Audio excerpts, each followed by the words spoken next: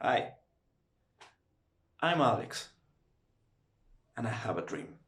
Since I was a child, the word Ducati has always caught my curiosity. The finest, fastest and sexiest motorcycle, which I saw in movies and TV. Today the dream is within reach, and that strange word that did not mean anything to me today is a world.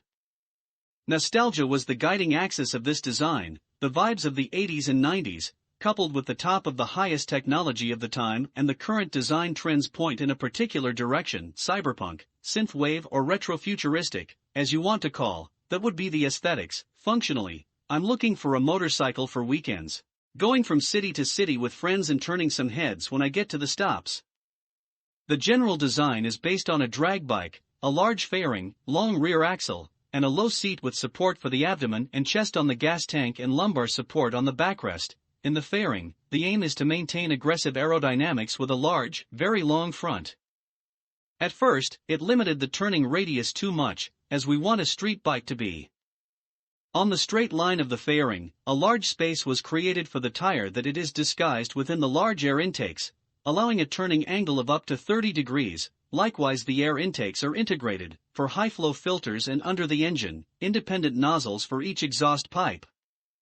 Accentuating its retrofuturistic design, the fins inspired by the AV Harrier S nozzles are placed at an absurd distance from each other, generating an aggressive look that is repeated in other motorcycle accessories. And to crown the lighting, position lights on the sides and at the front of the fairing, the two small ones at the front in length.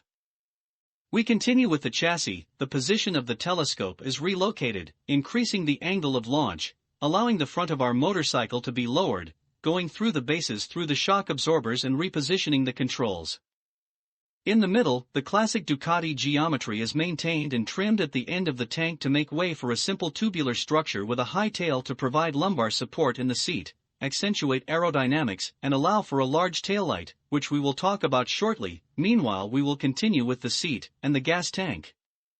The seat and the gas tank were conceived as a single piece. We will start with the gas tank that has no more mystery. It was conceived as a minimalist square piece that transforms the line of the chassis into a rectangle. At the low center, it allows the accommodation of a cushion to support the chest and abdomen. Heartburn. The seat was designed to be as comfortable as possible. The chassis was slimmed down so that the seat stands out high, and its curious elephant shape, seen from above.